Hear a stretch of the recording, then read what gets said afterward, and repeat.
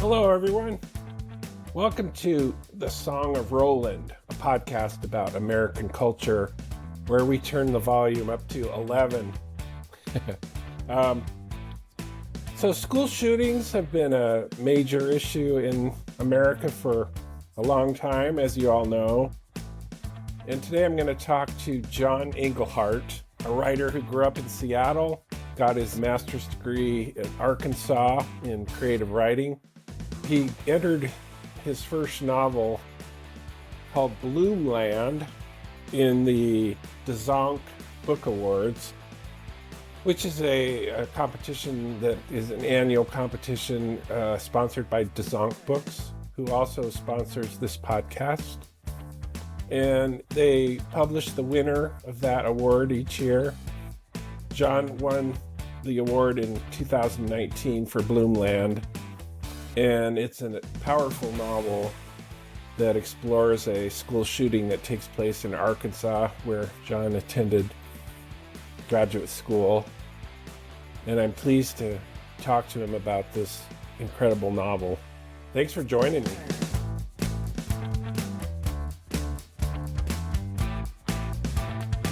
I'm happy to welcome John Englehardt to the podcast. And thanks for joining me, John. Thanks for asking me to do this. Yeah, my pleasure. I just loved your book. So talk to me first of all about what it was like to win the Dzanc Award. They have a contest every year and they publish the winner. What year was that when you won? It was 2019.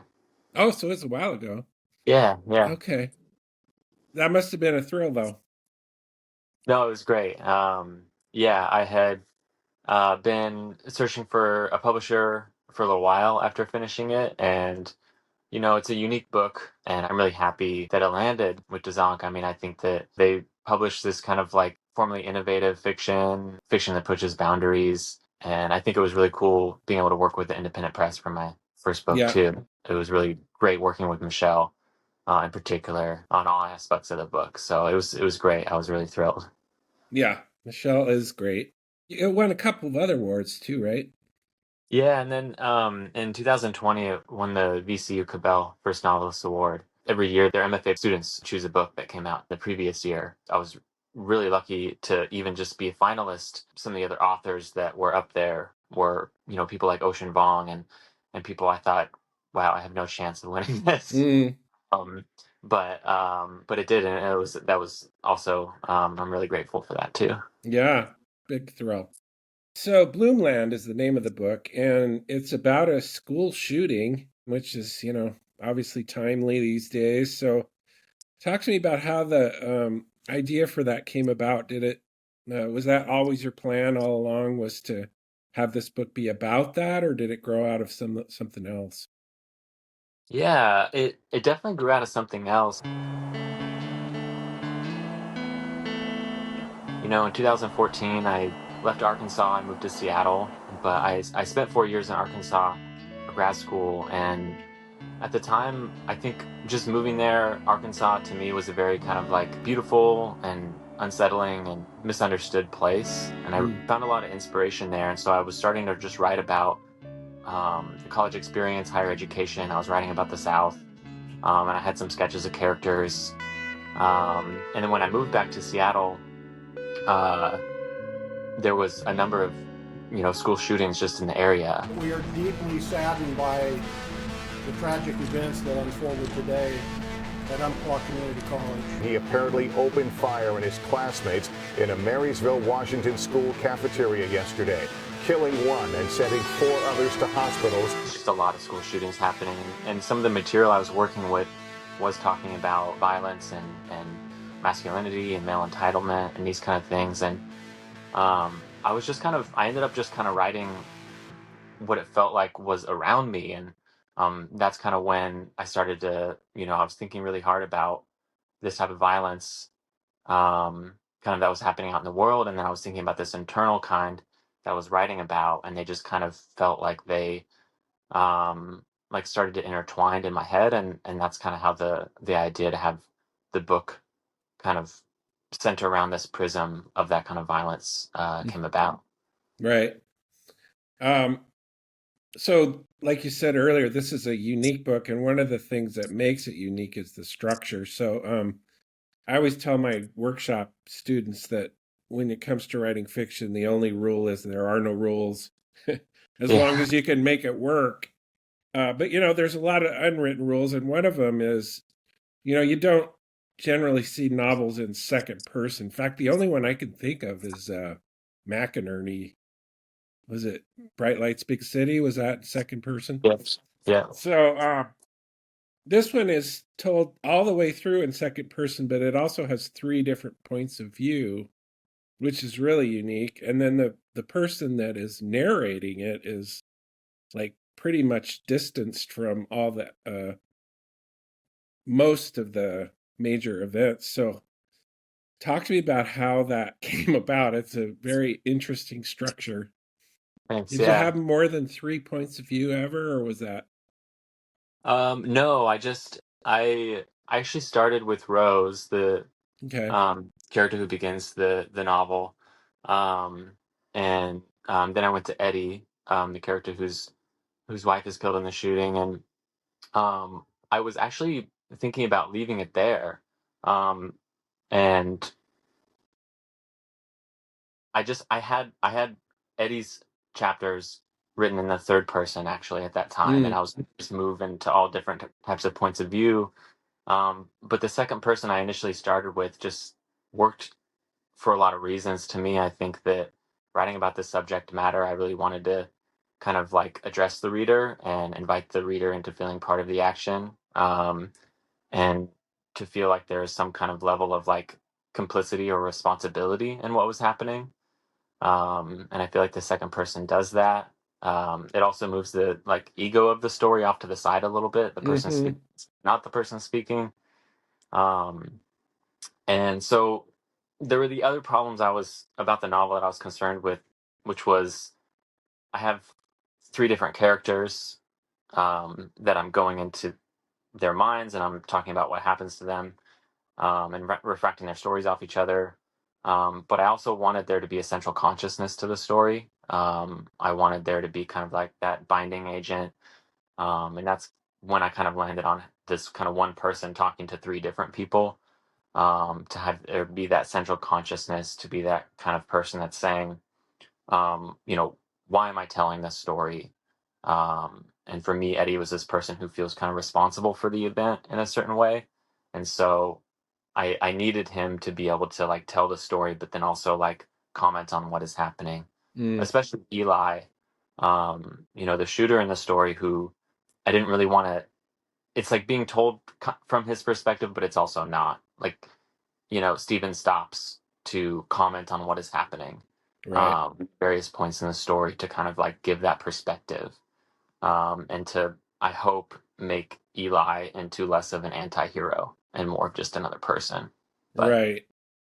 Yeah, I think you definitely accomplished that too. And I love the fact that, even though at first it seems like this voice is kind of omniscient, eventually Stephen, the narrator, does make his presence known a couple of times, but not, not uh, intrusively at all. He's basically just there as a sounding board mostly. Um, so another thing I loved about it was that you're dealing with such a explosive subject matter here, but it felt as if you really made a conscious decision to not make any moral judgments about any of the characters, including the shooter. So I just wanted to ask you to talk about how you approached that. It seemed like that was a big part of what you were trying to accomplish here, was just to try and explore what it was like for each of these people to go through this trauma. thanks. Yeah. Yeah, I thought really hard about all the trauma that these characters are going through, but then, Eli in particular. I initially resisted the idea of actually going into the shooter's perspective like at all. Um, when I was thinking about the subject matter early on, there's the no notoriety movement, there's this idea of copycatism, Mm, there's this worry about elevating people who perpetrate this kind of violence into these kind of anti-heroes or these, monsters or whatever, the more I thought about it, though, the more I read, the more I felt it was necessary um, to, as a fiction writer, not feel like to extend understanding towards someone necessarily condones what they did. And I think that the more that we um, like point our finger at people who act out violently and say, "Oh, this is an evil person that doesn't deserve our consideration, that deserves to be put on the margins of society because they're not like us," the more I think we start to misunderstand the cycles of violence that happen and that'll keep getting handed down. And the more we Yeah. don't understand the way that, in smaller ways, we are actually part of the same culture that they come from. So I think that's what I was trying to do with Eli is to not elevate him, but also to examine this person and examine the similarities between him and the other characters, um, Right. and to see how we got here, rather than kind of that knee jerk reaction we get a lot, which is, oh, this is some psycho person who is some evil person, and they must be banished or whatever. Instead, Yeah. why didn't we have access to what this young man was thinking? Hmm. Him growing up, what happened? Um, how is he acculturated to view a solution to a problem this way? Right.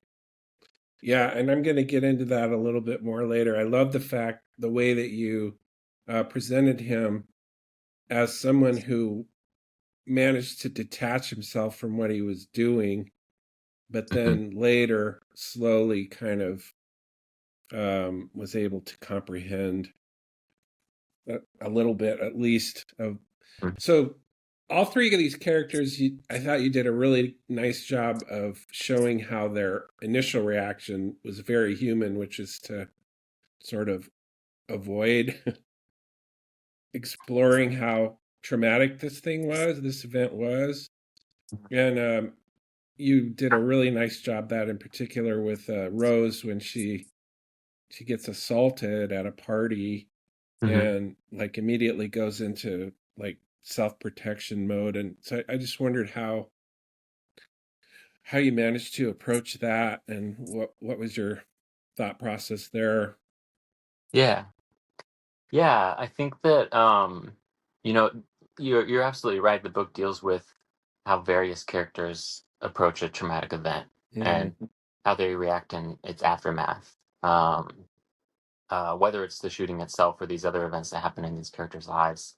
Um, I would I would almost say that Rose, initially, as anyone would, after an event like that, you kind of um, maybe you disassociate and maybe you're just very disoriented. But I think that for her and her character, eventually, and not long after it, she does kind of reach out for connection and saying, I was part of this environment that's not working for me. Let me, Hmm. reach out to this other community and do something else and put myself somewhere else that's maybe a bit more healthy place for me. She starts working at hospitals and she starts kind of detaching herself from the environment where that happened. My hope was maybe initially she kind of like disconnects, but as opposed to someone like Eli, who something traumatic happens to him and he thinks, oh well, the world owed me something, and now the world that created this for me, I must strike back at it. Hmm. That's the only way back to feeling is to react violently and to kind of stew and to kind of think that I was given the short end of the stick. Right. Whereas Rose, I feel like um, I was hoping to show her as someone that like was acculturated a little bit differently than Eli and is able to think, um, I can go do something else. I can surround myself with other people and I can still reach out to others for connection. And that's how I can get through this. Yeah. And I loved what she ended up doing with her photographer friend going to Mm.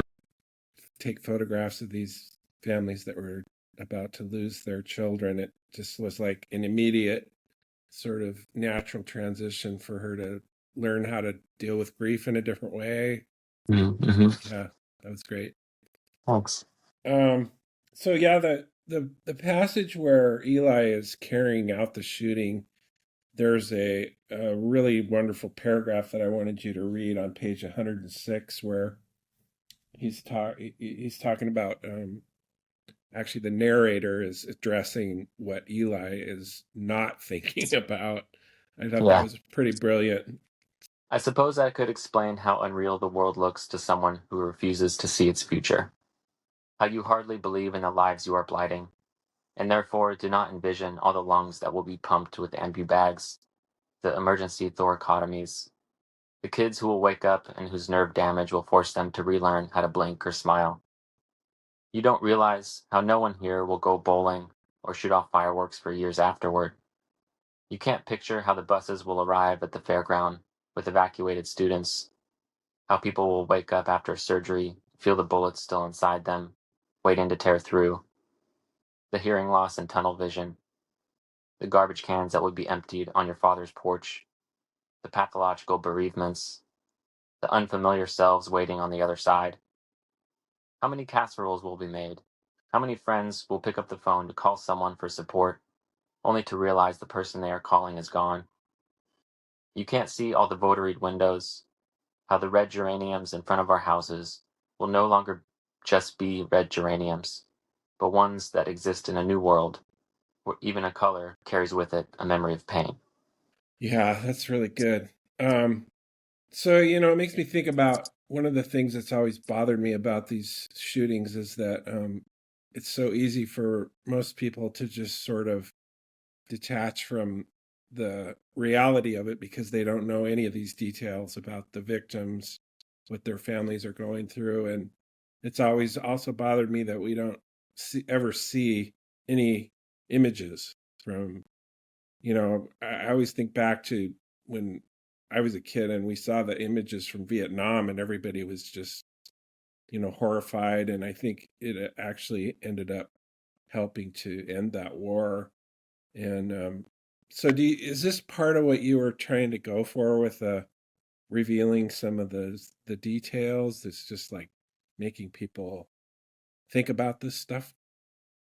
Yeah, I think like in a larger sense, I wanted to get outside of the myths of shootings that I felt were being perpetuated, Hmm. especially in our news and culture. So um, there were certain things that I think we're just so used to hearing in the aftermath of these events, and I wanted to show a different side of the story. What happens when the cameras and the helicopters leave? What Right. happens?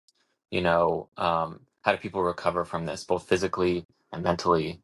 Um, I thought that those stories were important to be told, and almost kind of decentralizing the the moment of the gun firing, and talk about the before and the after, Yeah. and get outside of those like myths and that kind of like knee jerk reactions that just felt like they were this like snake eating itself over and over again, getting Right. nowhere. So, yeah, absolutely. Yeah, and I think you did a really good job of that with all three of the characters. And we'll get into Eddie a little bit later, but could you read the first paragraph on page 135, which explores a little bit of what Eli goes through afterward? They hire a guy named Dr. Schlesinger who visits you, radiating musk, and asks questions like, do you think dependency is dysfunctional? Do you feel devalued as a human? When your mom was alive, how did your parents resolve conflict? Eventually, you start to resent them all for thinking the narrative of your life is just out there for the taking. They don't actually want to help you or know you. They just want to preserve their own ideas of compassion and meaning. They want to hold onto the vast practical joke of their lives, so they don't have to feel the pain and confusion its absence would reveal. And they don't care if you die. They just want you to believe your crime was the result of a tortured psyche. There's nothing cruel about death, only misunderstanding, and that is exactly how they are planning to empty you. That's so good. That's really good. Um, yeah, and then the next part I wanted you to read, also talking about Eli, is page 139. Day one of the trial ends, and as the black light gets thrown onto your entire life, you feel like everyone has missed the point entirely. The whole idea behind the shooting was that you had never done anything wrong. You weren't evil or psychotic. You were overlooked, disenfranchised, promised one thing and given another. The only thing that should be discussed is how strong your impulse became to release this pain back out into the world. Yeah. This is just I mean it addresses so much of what I think people miss in these situations, which is, completely dismissing these people without thinking about what it was that brought them to this place. And, so it gives it a completely different meaning, right? Yeah. Yeah, I think I thought a lot about, especially with Eli, the notion of kind of like perceived disenfranchisement versus Hmm. actual Right, disenfranchisement. right. Um, and I think that he obviously perceives himself as being disenfranchised, perceives himself as being promised one thing, being promised this life, this college experience, this attention from women. He views himself as being entitled to all those things. Then when he doesn't get it, he thinks, I've been given the short end of the stick, and because of that, you know, uh, I have to release this anger that I'm feeling because of it back out in the world. Um, what he doesn't realize, of course, is that he had different tools to manage his disappointment. If he had understood his place in the world better, he wouldn't obviously be thinking those things. But I think that idea of, you know, I'm owed something, and Yeah. then when I'm given that, you know, someone has to pay, is kind of like Hmm. the cycle that I think he's in.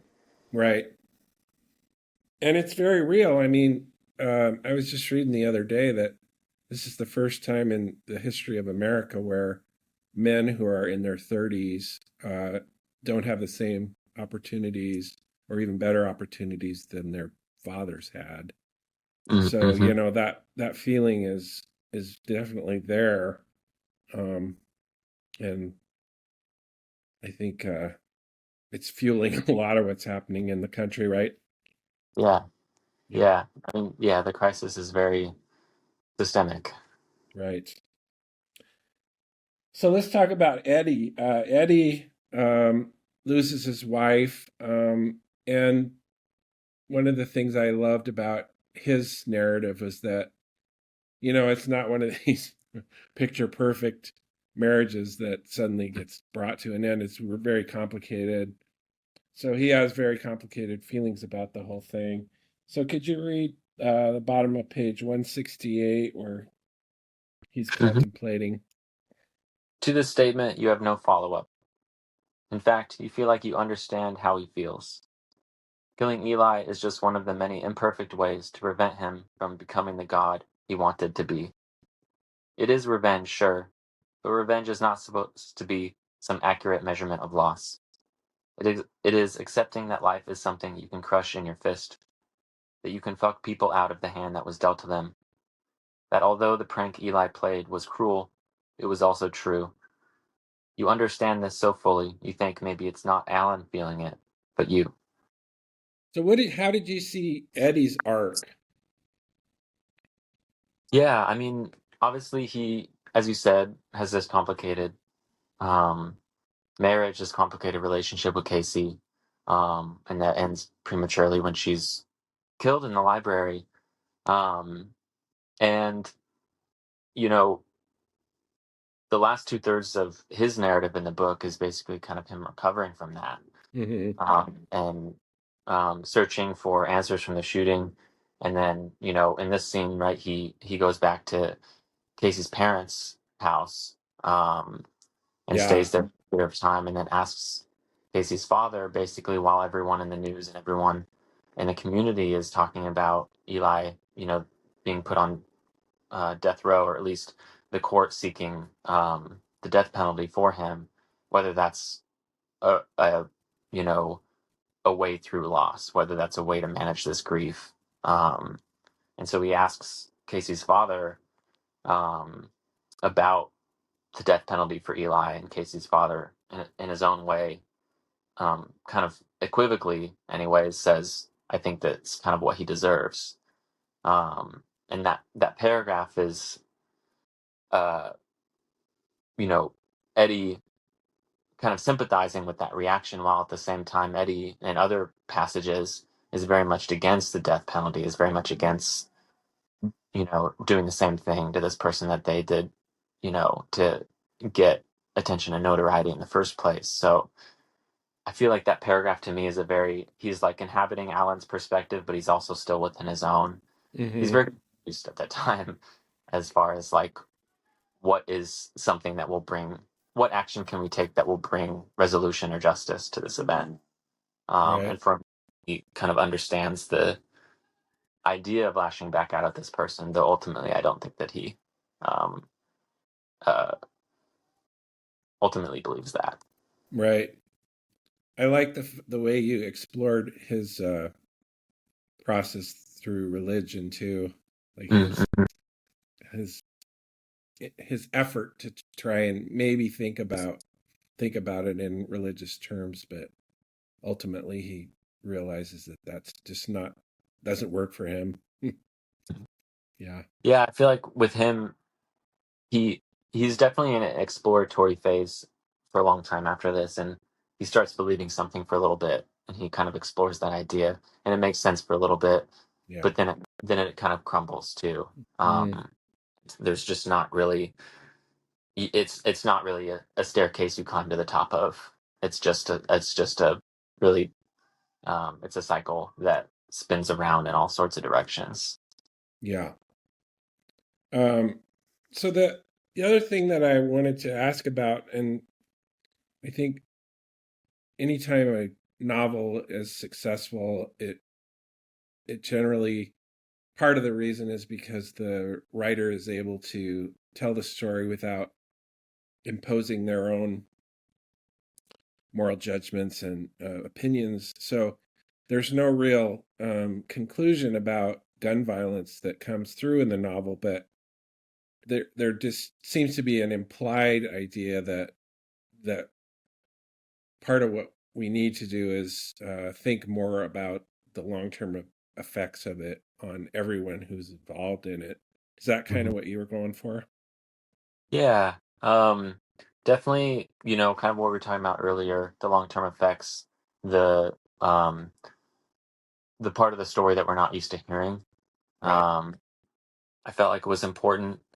And then also, like, I really, at a certain point, like kind of what you're saying, hoped to get outside of those common reactions.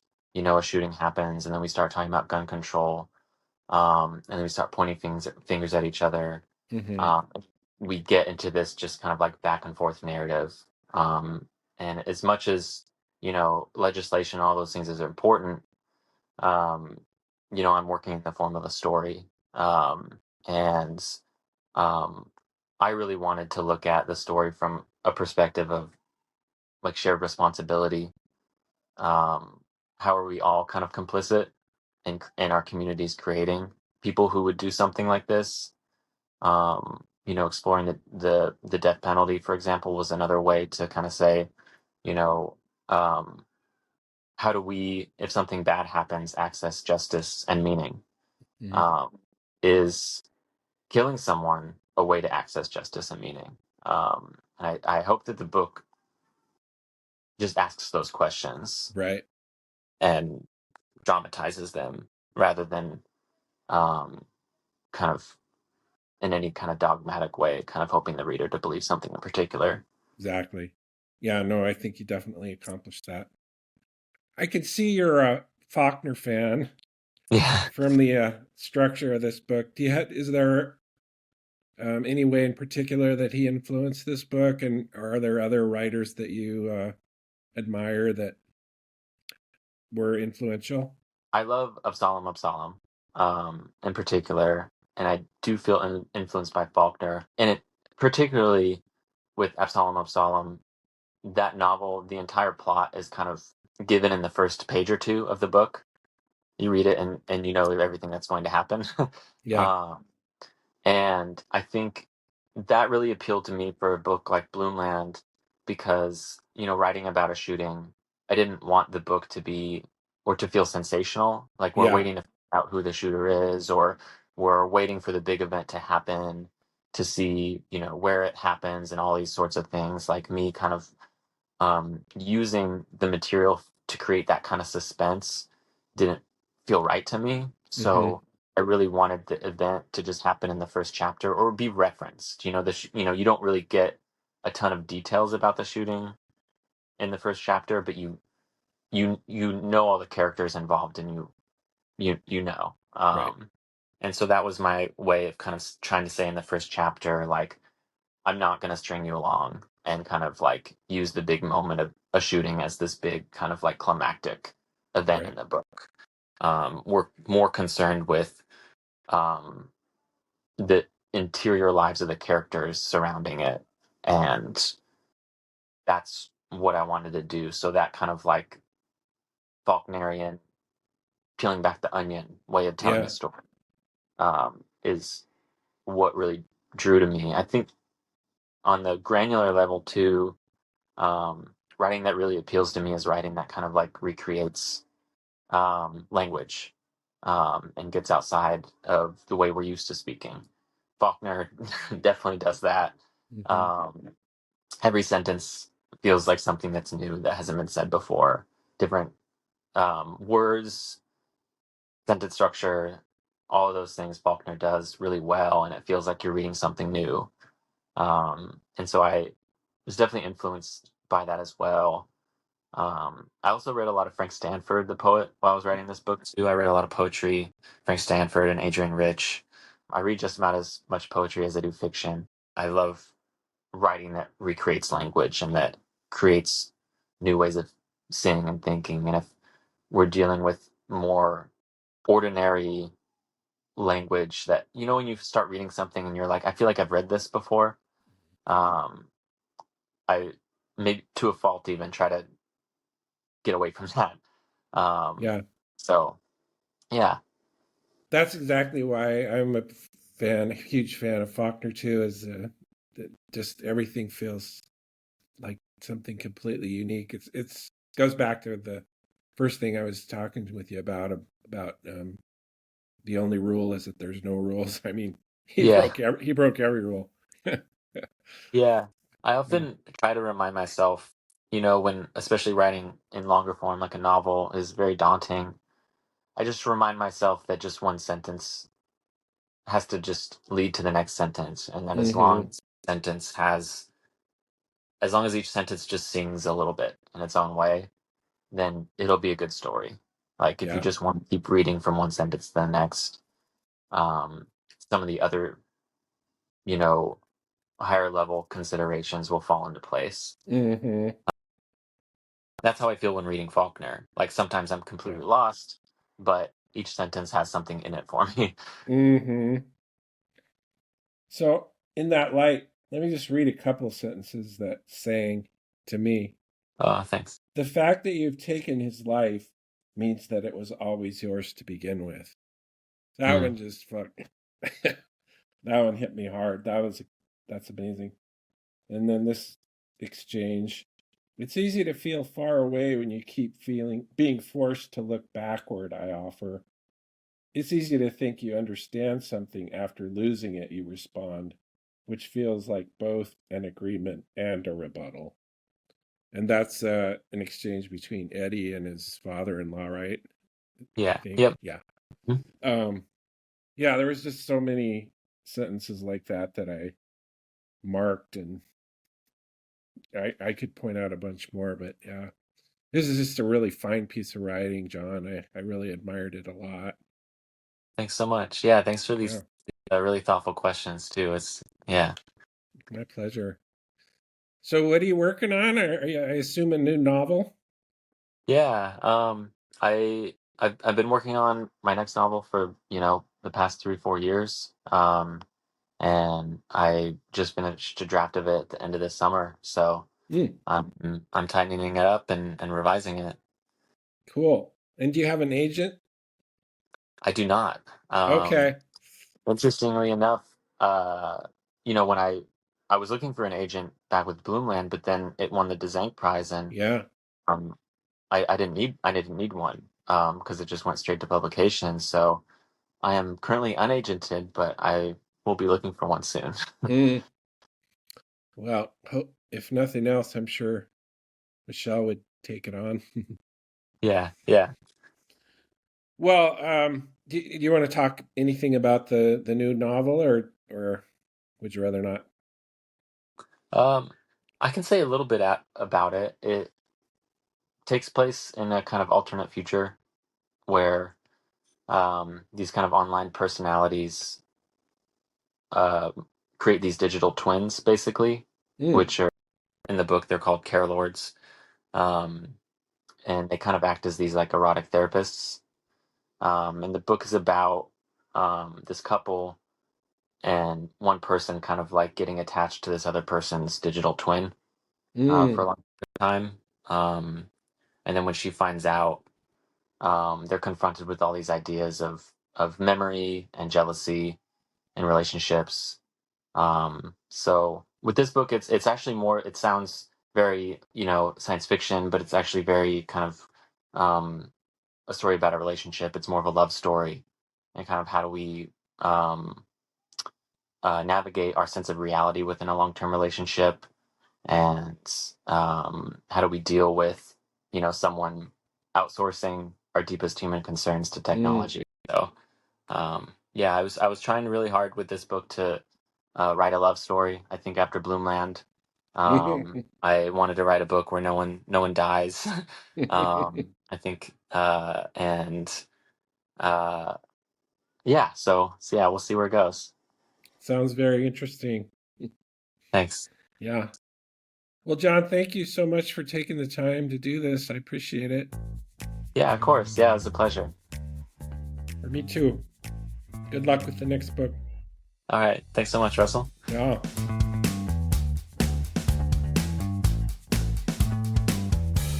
I want to thank you all for joining me for this episode of The Song of Roland. I'm Russell Roland, your host. And I want to thank John Englehardt for joining me to talk about his incredible novel, Bloomland. You can find Bloomland at dzancbooks.org, DZANC. And I need to thank Dzanc for sponsoring this podcast. I also need to thank Tiffany Hauk for producing this episode. And I want to thank my son Fletcher for providing some of the musical interludes. Thanks again, and I hope to see you next time on The Song of Roland, a podcast about American culture.